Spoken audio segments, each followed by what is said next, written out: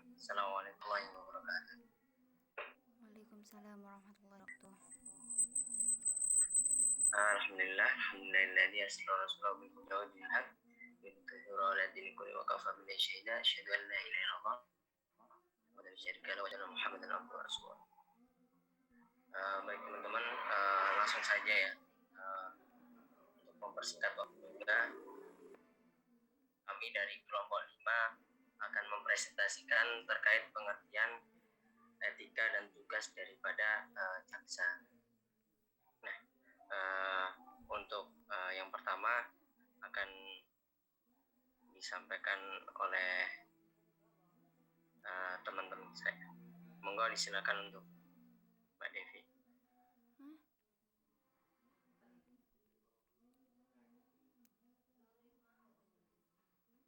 Baik, terima kasih. Saya di sini akan menjelaskan terkait pengertian etika kejaksaan.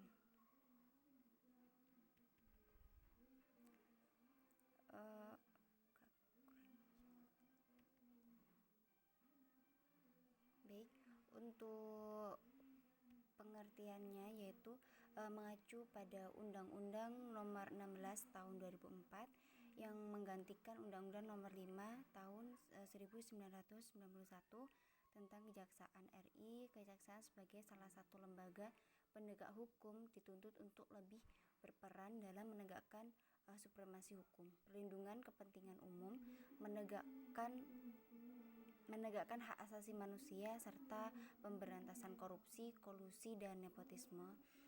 Di dalam Undang-Undang Kejaksaan yang baru ini, Kejaksaan Republik Indonesia sebagai lembaga negara yang melaksanakan kekuasaan negara di bidang penuntutan harus melaksanakan fungsi, tugas, dan wewenangnya secara merdeka, terlepas dari pengaruh kekuasaan pemerintah dan pengaruh kekuasaan lainnya, termaktub dalam Pasal 2 Ayat 2 Undang-Undang Nomor 16 Tahun 2004. Next.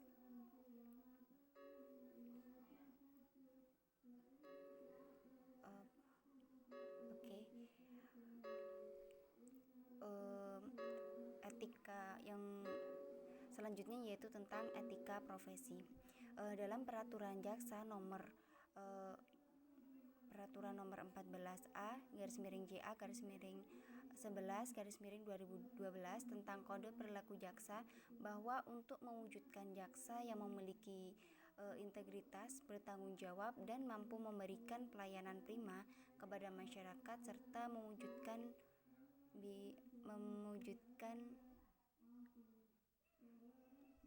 birokrasi yang bersih, efektif, efisien, transparan, dan akuntabel yang dilandasi dengan doktrin Trikarma Adiakasa.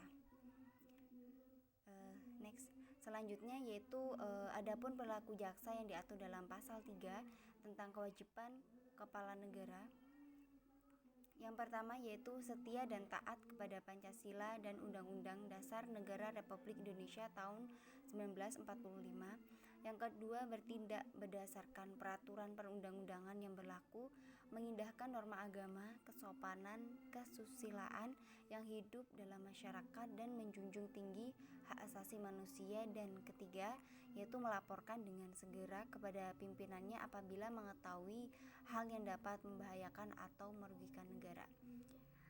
Next. Kemudian Pasal 4 tentang kewajiban jaksa kepada institusi. Yang pertama yaitu menerapkan doktrin Trikarma Adiaksa dalam melaksanakan tugas dan wewenang. Nomor 2, menjunjung tinggi sumpah dan atau janji jabatan jaksa. Yang ketiga yaitu menjalankan tugas sesuai dengan visi dan misi Kejaksaan Republik Indonesia. Kemudian melaksanakan tugas sesuai peraturan kedinasan dan jenjang kewenangan. Ayat 5, menampilkan sikap kepemimpinan melalui keteladanan, keadilan, ketulusan, dan kewibawaan. 6, yaitu mengembangkan semangat kebersamaan dan solidaritas, serta saling memotivasi untuk meningkatkan kinerja dengan menghormati hak dan kewajibannya. Nah, kemudian Untuk pasal 5 tentang kewajiban jaksa kepada profesi jaksa.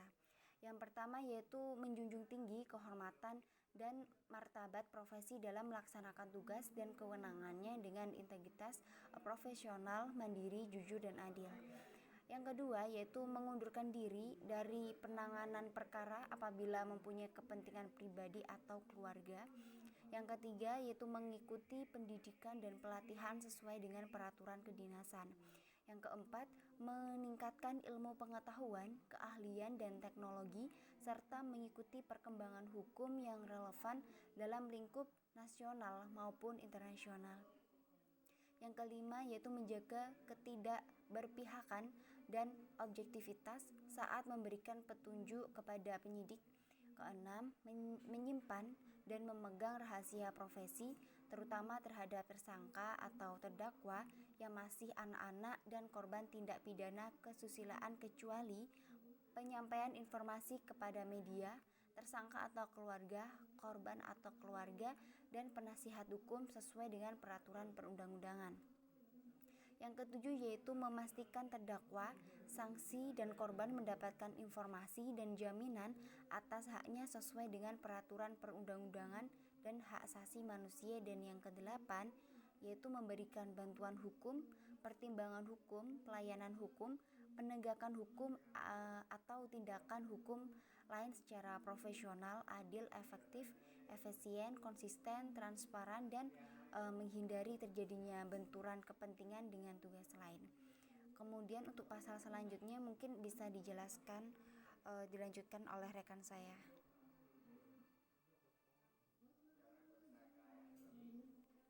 Baik, dalam pasal 6 sendiri terkait tentang kewajiban jaksa kepada masyarakat. Yang pertama, memberikan pelayanan prima dengan menjunjung tinggi supremasi hukum dan hak asasi manusia. Kemudian yang kedua, menerapkan pola hidup sesuai dengan nilai-nilai yang berlaku dalam masyarakat. Kemudian dalam pasal 7 tentang pelaksanaan tugas dan profesi jaksa itu dilarang yang pertama memberikan atau menjanjikan sesuatu yang dapat memberikan keuntungan pribadi secara langsung maupun tidak langsung bagi diri sendiri maupun orang lain dengan menggunakan nama atau cara apapun. Yang kedua, meminta dan atau menerima hadiah dan atau keuntungan dalam bentuk apapun dari siapapun yang memiliki kepentingan baik langsung maupun tidak langsung. Yang ketiga, menangani perkara yang mempunyai kepentingan pribadi atau keluarga atau finansial secara langsung maupun tidak langsung. Yang keempat, melakukan permufakatan secara melawan hukum dengan para pihak yang terkait dalam penanganan perkara. Yang kelima, memberikan perintah yang bertentangan dengan norma hukum yang berlaku. Yang keenam, merekayasa fakta-fakta hukum dalam penanganan perkara. Kemudian yang ketujuh, menggunakan kewenangannya untuk melakukan penekanan secara fisik dan atau psikis. Yang kedelapan, menggunakan barang bukti dan alat bukti yang patut diduga telah direkayasa atau diubah atau dipercaya telah didapatkan melalui cara-cara yang melanggar hukum. Kemudian dalam pasal 9 tentang pelaksanaan tugas profesi jaksa dilarang yang pertama bertindak diskriminatif berdasarkan suku, agama, ras, gender, golongan sosial, dan politik dalam pelaksanaan tugas profesinya. Yang kedua, merangkap menjadi pengusaha, pengurus karyawan badan usaha milik negara atau daerah, badan usaha swasta, pengurus atau anggota partai politik, advokat, dan lain-lain. Dan atau memberikan dukungan kepada calon presiden, wakil presiden, Dewan Perwakilan Rakyat, Dewan Perwakilan Daerah, dan Perwakilan Rakyat Daerah dan calon kepala daerah atau wakil kepala daerah dalam kegiatan pemilihan. Kemudian tugas dan wewenang Kejaksaan RI akan dilanjutkan oleh Mbak Syarifah. Monggo Mbak Syarifah.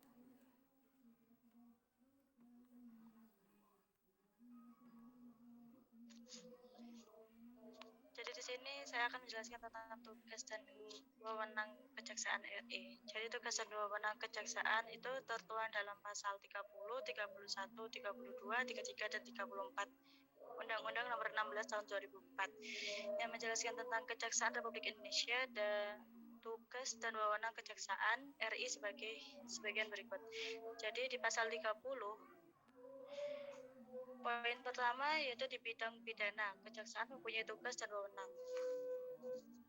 Yang A itu melakukan penuntutan, B melaksanakan penetapan hakim dan putusan pengadilan yang telah memperoleh kekuatan hukum tetap. Yang C melakukan pengawasan terhadap pelaksanaan putusan pidana bersyarat, putusan pidana, pengawasan, dan keputusan lepas bersyarat. Yang D melakukan penyidikan terhadap tindak pidana tertentu berdasarkan undang-undang. Yang E melengkapi berkas perkara tertentu dan untuk itu dapat melakukan pemeriksaan tambahan sebelum dilimpahkan ke pengadilan yang dalam pelaksanaannya dikoordinasikan dengan penyidik. Di poin yang kedua itu di bidang perdata dan tata usaha negara, Kejaksaan dengan kuasa khusus dapat bertindak baik di dalam maupun di luar pengadilan untuk dan atas nama negara atau pemerintah.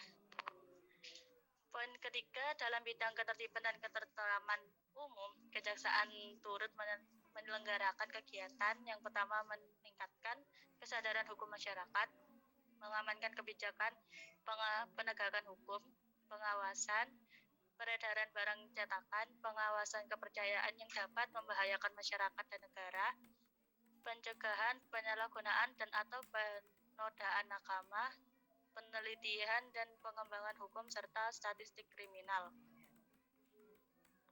Pasal 31 sampai 34 yaitu menjelaskan pada pasal 31-nya itu kejaksaan dapat meminta kepada hakim untuk menempatkan seorang terdakwa di rumah sakit, tempat perawatan jiwa atau tempat lain yang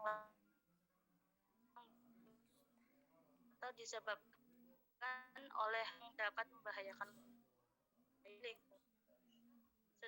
Sedangkan di wewenang tersebut dalam undang-undang ini kejaksaan dapat diserah tugas dan wewenang undang-undangnya. Pasal 33 dalam pelaksanaan tugas dan wewenangnya, kejaksaan membina hubungan kerjasama dengan badan penegak hukum dan keadilan serta badan negara atau instansi. Dan pasal 34 kejaksaan dapat memberikan pertimbangan dalam bidang hukum kepada instansi pemerintahan lain atas Undang-Undang Nomor 16 Tahun 2004 tentang Kejaksaan RI diatur lebih lanjut dengan Peraturan Presiden Republik Indonesia Nomor 38 Tahun 2010 tentang organisasi dan tata kerja Kejaksaan Republik Indonesia yang disebutkan pada nomor 1 terdapat pada pasal 46 Kejaksaan Negeri dipimpin oleh Kepala Kejaksaan Negeri yang mengadilkan pelaksanaan dan tugas wewenang kejaksaan di daerah hukumnya. Yang nomor 2 terdapat pada pasal 47 dalam mengendalikan pelaksanaan dan tugas wewenang sebagaimana dimaksud dalam pasal 46. Kepala Kejaksaan Negeri dibantu oleh beberapa orang unsur pembantu pimpinan dan unsur pelaksana. Selanjutnya, tugas dan wewenang Kejaksaan RI disebut telah diatur lebih lanjut dalam Peraturan Jaksa Agung RI nomor per strip 009 strip A strip JA strip 01 2011 tentang organisasi dan tata kerja Kejaksaan Republik Indonesia bahwa tugas, wewenang serta fungsi dari Kejaksaan Negeri sebagai berikut terdapat pada pasal 591 dan 592. Di sini poin A yaitu Kejaksaan Negeri adalah kejaksaan di ibu kota, kabupaten atau kota dan daerah. Hukumnya meliputi wilayah kabupaten atau kota. Dan poin B, Kepala Kejaksaan Negeri dalam melaksanakan tugasnya dibantu oleh beberapa unsur pembantu pimpinan dan unsur pelaksanaannya. Dan pasal 592 dalam melaksanakan tugas sebagaimana dimaksud Pada pasal 591 Kejaksaan Negeri menyelenggarakan fungsi. Yang A. Perumusan petunjuk pelaksanaan dan petunjuk teknis berupa pemberian bimbingan dan pembinaan serta pemberian perizinan sesuai dengan tugasnya. Yang B. Pelaksanaan pembangunan prasarana dan sarana, pembinaan manajemen administrasi organisasi, dan ketatalaksanaan serta pengelolaan atas milik negara yang menjadi tanggung jawabnya. Yang C. Pelaksanaan dan pengendalian pelaksanaan penegakan hukum baik preventif maupun represif yang berintikan keadilan di bidang pidana, pelaksanaan intelijen justisial di bidang ketertiban dan ketentraman umum, pemberian bantuan pertimbangan, pelayanan dan penegakan hukum di bidang perdata dan tata usaha negara, serta tindakan hukum dan tugas-tugas lainnya untuk menjamin kepastian hukum, menegakkan kewibawaan pemerintah dan penyelamatan kekayaan negara berdasarkan peraturan perundang-undangan dan kebijaksanaan yang ditetapkan oleh Jaksa Agung. Yang D. Penegakan seorang tersangka atau terdakwa di rumah sakit atau tempat perawatan jiwa atau tempat lain yang layak berdasarkan penetapan hakim karena tidak mampu berdiri sendiri atau disebabkan hal-hal yang dapat membahayakan orang lain, lingkungan, dan dirinya sendiri. Yang E. Pemberian pertimbangan hukum kepada lembaga negara, instansi, pemerintah, BUMN, BUMD di daerah hukum, Kejaksaan Negeri yang bersangkutan, penyusunan peraturan perundang-undangan, serta peningkatan kesadaran hukum masyarakat. Dan yang terakhir, F. Koordinasi, pemberian bimbingan dan petunjuk teknik serta pengawasan baik di dalam maupun dengan instansi. Mungkin itu saja yang bisa saya sampaikan. Saya kembalikan ke moderator. Baik, yang terakhir yaitu contoh pelanggaran kode etik jaksa ya. Dari berbagai macam kasus yang berkaitan dengan pelanggaran kode etik jaksa itu dan menjerat oknum jaksa, kasus jaksa Pinangki adalah salah satunya, teman-teman. Nah, kasus yang menjerat jaksa Pinangki tersebut yang bermula dari adanya bukti pelanggaran disiplin yang kemudian menurut LHP terkait inspeksi dengan terlapor Dr. Pinangki Sirna Malasari terbukti melakukan sebuah pelanggaran disiplin pegawai negeri sipil. Nah, pelanggaran tersebut berupa melakukan perjalanan ke luar negeri tanpa mendapat izin tertulis dari pimpinan sebanyak 9 kali dalam tahun 2019.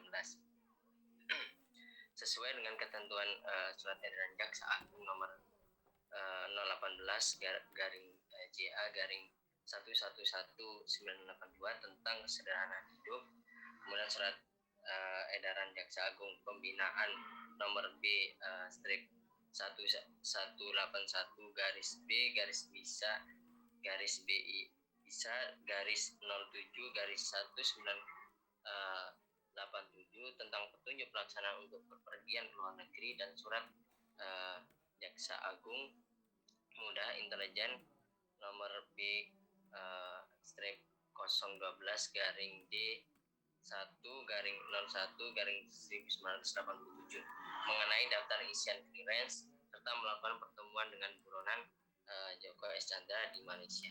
Nah, dalam pasal 3 angka 17 peraturan pemerintah nomor 53 tahun 2010 yang menyatakan bahwa pegawai negeri sipil wajib mentaati peraturan kedinasan yang ditetapkan oleh pejabat yang berwenang. Nah, pasal inilah yang dilanggar oleh Jaksa Pinangki dari pelanggaran-pelanggaran yang saya sebutkan tadi. Hal ini tentu melanggar kode etik yang tertuang dalam pasal 4 di peraturan strip 014 garing A garing JA garing 11 garing 2012 terkait kewajiban jaksa terhadap institusi, bahwa jaksa berkewajiban untuk melaksanakan tugas sesuai peraturan kedinasan dan jenjang kewenangan. Hal ini merupakan bentuk ketidaktaatan terhadap peraturan yang ada, padahal dalam peraturan maupun kode perilaku jaksa taat terhadap peraturan kedinasan merupakan kewajiban jaksa terhadap institusi yang ada.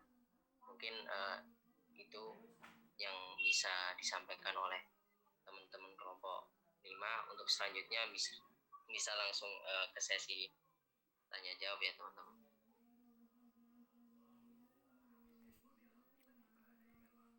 monggo untuk sesi pertama mungkin 2 pertanyaan dulu aja. Monggo teman-teman. Izin bertanya, Mas. Oke, monggo. Izin bertanya, Mas. Iya, Mbak Devi tolong ditulis ya nanti pertanyaannya. Ya monggo, Mas Yusril. Tadi Mas Aska menjelaskan pasal 9 kalau nggak salah. Jaksa itu dilarang merangkap sebagai pengusaha, dilarang merangkap bukan merangkap dilarang. Terus bagaimana kalau misalkan sebelum menjadi jaksa itu si orang ini sudah memiliki aset dan terlanjur jadi pengusaha gitu. Terus apakah aset-asetnya ini dialihkan ke orang lain atau bagaimana? Seperti itu, Mas. Ya. Terima kasih Mas Yusril atas pertanyaannya. Monggo dari teman-teman yang lain.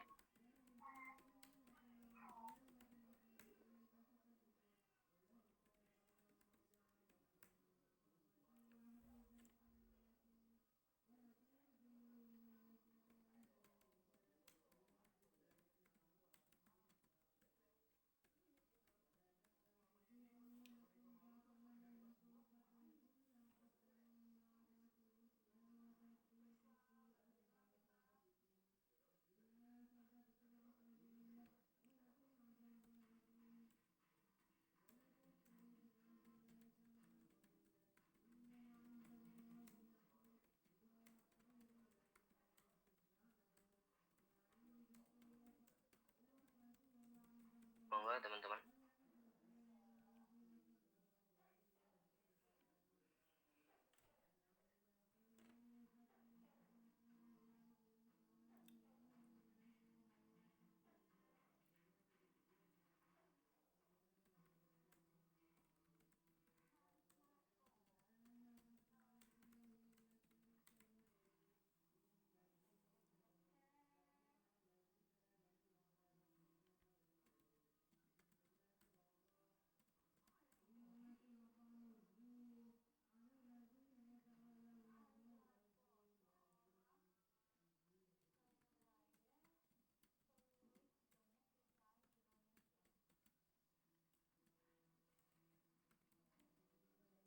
Gimana teman-teman? Ada pertanyaan lagi? Belum ya? Tanya, Mas. Lagi. Ya, bagaimana cara agar bisa menjadi jaksa? Sampun. Siap-siap.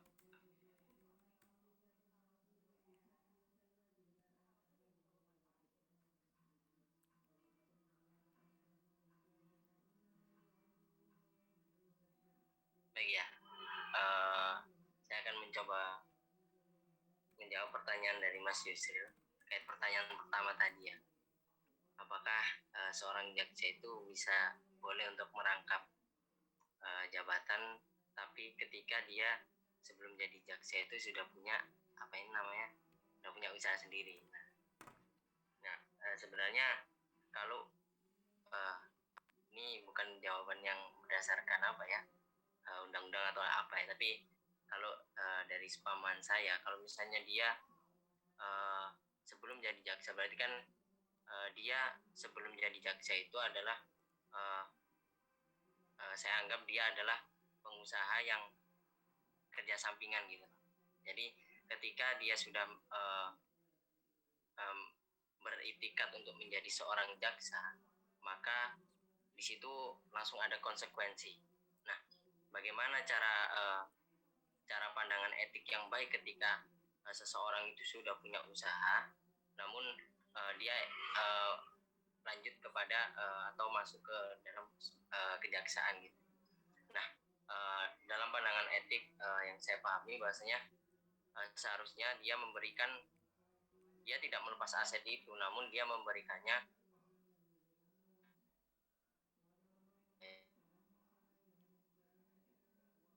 Sinyalnya susah sekali.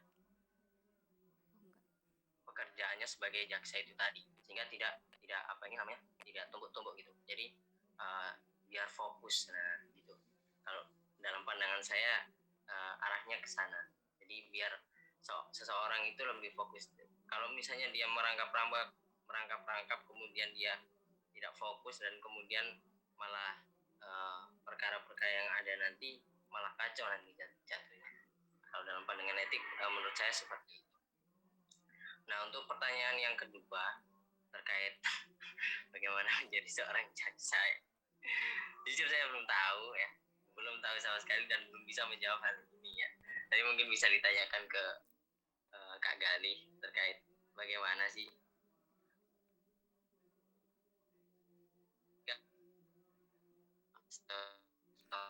Sinyalmu Aska, sinyalku kayaknya nih. Gimana dong, sinyal susah. Betul. itu masih Siap-siap, terima kasih. Oke. Mungkin satu pertanyaan lagi ya teman-teman ya. Kalau misalnya ada yang mau ditanyakan sebelum saya serahkan ke Kak Galih. Saya izin menambahkan aja deh, Mas Aska. Oh, boleh. Monggo Mbak Devi. Oh ya, yang cara jadi jaksa tadi. Nah, kalau cara jadi jaksa itu kan harus PNS ya Mas ya. Jadi harus daftar dulu tuh CPNS kejaksaan itu.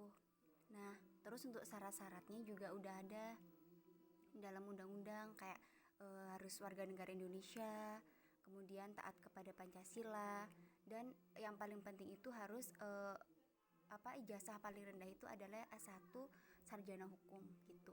Terus juga sehat jasmani rohani. Jadi kalau jaksa itu harus tidak boleh ada cacat fisik juga.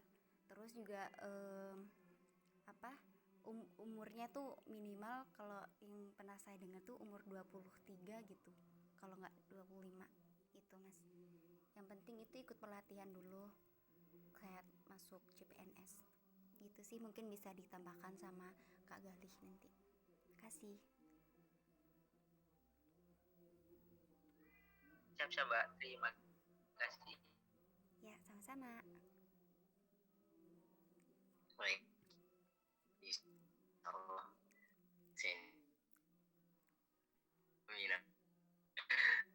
Mungkin atau bisa cukupkan untuk langsung saya serahkan ke Kak Galih. Sinyalnya. Ya mungkin malam buka puasa habis terawih jatuhnya ngantuk. Ya mungkin sekian dari saya. Untuk selebihnya nanti bisa ditambahkan oleh Kak Galih. Dari saya sekian. Wassalamualaikum warahmatullahi wabarakatuh. Jauh sinyalnya, maaf ya Re. Dari kelompok 5 sudah mempresentasikan pertemuan kelima hari ini ya, membahas tentang kode etik jaksa, dan kelompok 6 sudah bertanya, dan mungkin teman-teman yang lain yang juga sudah menyimak ataupun menambahkan. Jadi dalam paparannya kelompok 5 tadi memang sudah Ada apa? Gimana dong sinyalnya? melanggar kode etik. Mungkin saya tambahkan saja ya dari apa yang sudah dipaparkan. Jadi memang kode etik jaksa ini kita bicara dulu kedudukan jaksa ya. Mungkin kalau sudah pernah saya sampaikan kemarin bahwa jaksa ini berada di lingkup pemerintah, sehingga peran dari jaksa ini adalah mewakili pemerintah dalam hal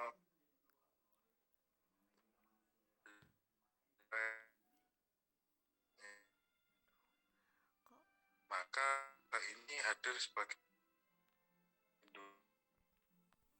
memang kenapa kok berada di bawah pemerintah. Ini mungkin sudah saya sampaikan kemarin, kalau ada requestan dari pemerintah ya secara otomatis jaksa ini akan mengikuti arah kebijakan dari pemerintah. Nah memang dalam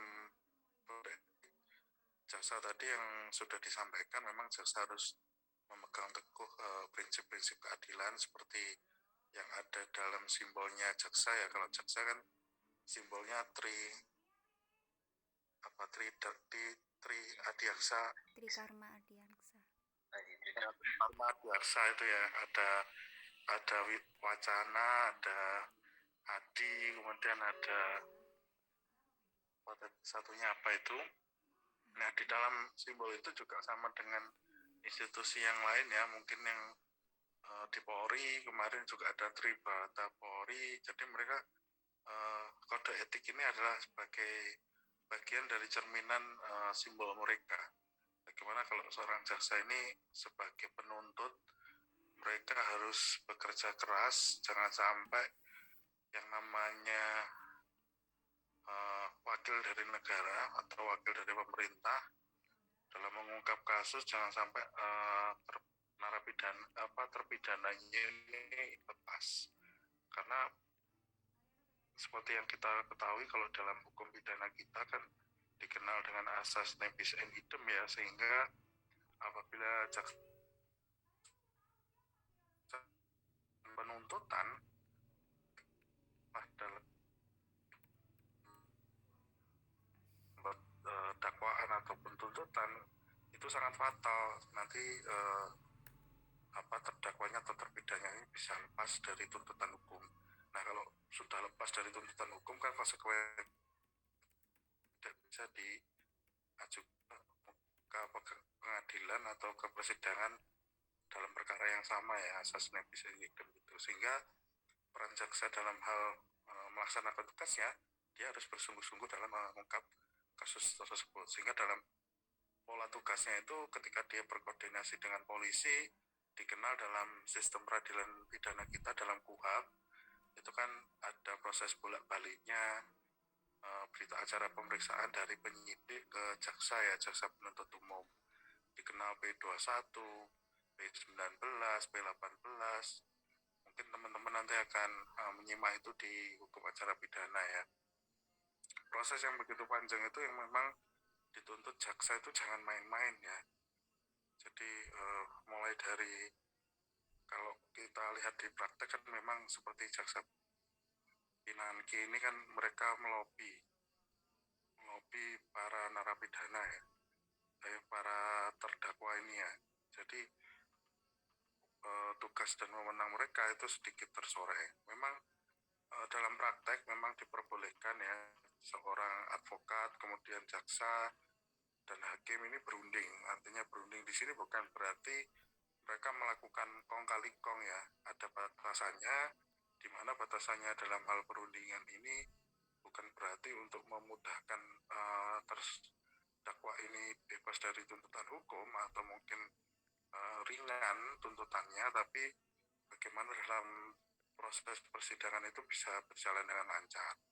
Artinya mereka akan berdiskusi, baik itu selesai persidangan biasanya mereka akan berdiskusi ketika nanti jaksa akan mengajukan tuntutan sekian, pendapat dari pendapat dari advokat bagaimana, kemudian nanti dari hakim juga bagaimana. Dan mereka jaksa ketika melakukan penuntutan itu menjatuhkan tuntutan misalkan 8 tahun, 5 tahun, itu selalu berkoordinasi dengan atasannya, baik itu dengan Kajari, Kepala Kejaksaan Negeri, ataupun kejaksaan di atasnya kalau kasusnya viral gitu ya, atau kasusnya itu lagi heboh seperti itu, dia selalu akan berkoordinasi dengan jaksa-jaksa yang tingkatannya lebih tinggi, baik itu di Kajati ataupun di Kejagung atau Kejaksaan Agung ya.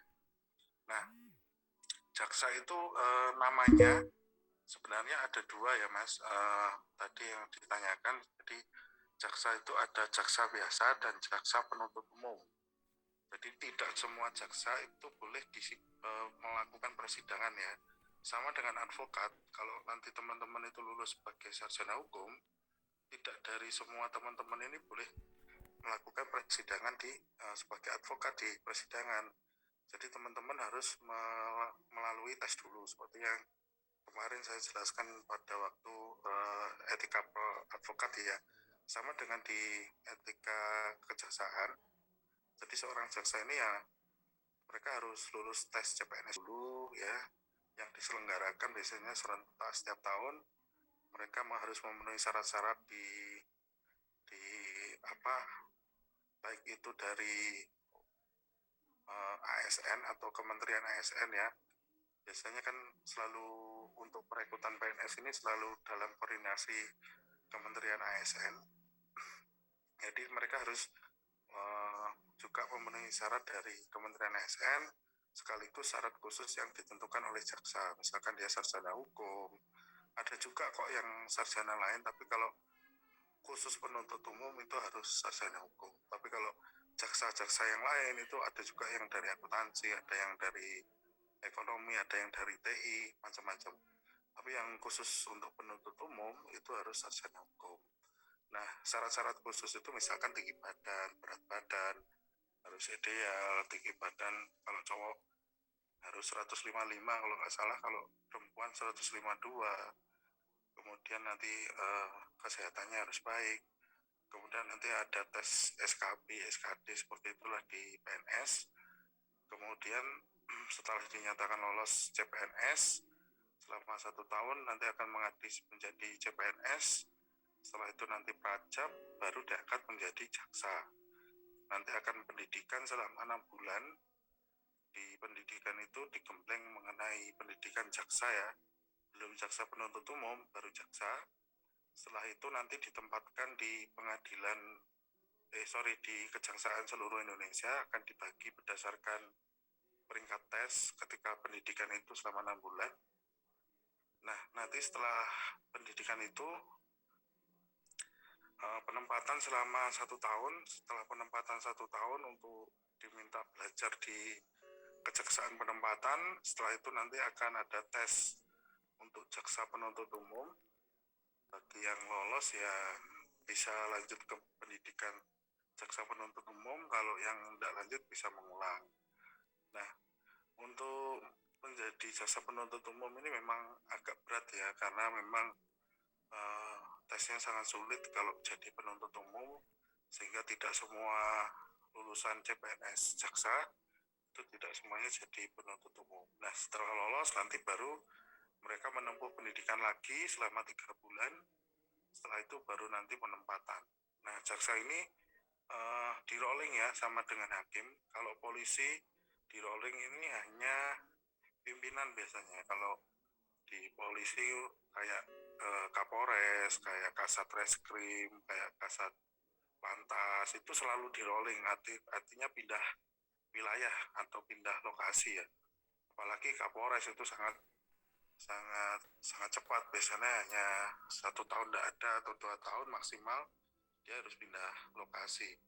Kemudian kalau jaksa biasanya 2 tahun atau 3 tahun itu biasanya pindah lokasi juga, paling lama biasanya 5 tahun. Kemudian hakim juga seperti itu, hakim juga pindah-pindah lokasi ya. Makanya kalau mungkin di sini ada yang anaknya orang tuanya jaksa atau polisi yang perwira atau mungkin hakim, akan merasakan sering-sering pindah tempat itu ya. Karena memang kenapa kok seperti itu ya, ditakutkan nanti kalau seorang penegak hukum ini terlalu lama di suatu wilayah, dia akan membangun suatu jaringan yang negatif ya. Artinya nanti bisa diduga itu bisa menimbulkan kesempatan untuk melakukan perbuatan jahat seperti itu, sehingga dalam aturannya memang para penegak hukum ini, kalau polisi khusus yang perwira itu di rolling setiap berapa tahunnya itu tadi. Nah, itu berkaitan dengan perekrutan jaksa. Kemudian ketika seorang jaksa ini apabila menjadi seorang jaksa terus kemudian memiliki bisnis ataupun usaha, apakah diperbolehkan? Sebenarnya memang dalam undang-undang itu tidak boleh ya, dalam arti dia menduduki jabatan dalam perusahaan. Walaupun di dalam praktek sempat beberapa kali saya lihat banyak kok hakim, jaksa ataupun polisi itu dia punya perusahaan. Artinya biasanya di atas namakan istrinya atau anaknya. Artinya mereka memang tidak berkedudukan sebagai pimpinan ya, ataupun yang punya perusahaan, tapi biasanya hanya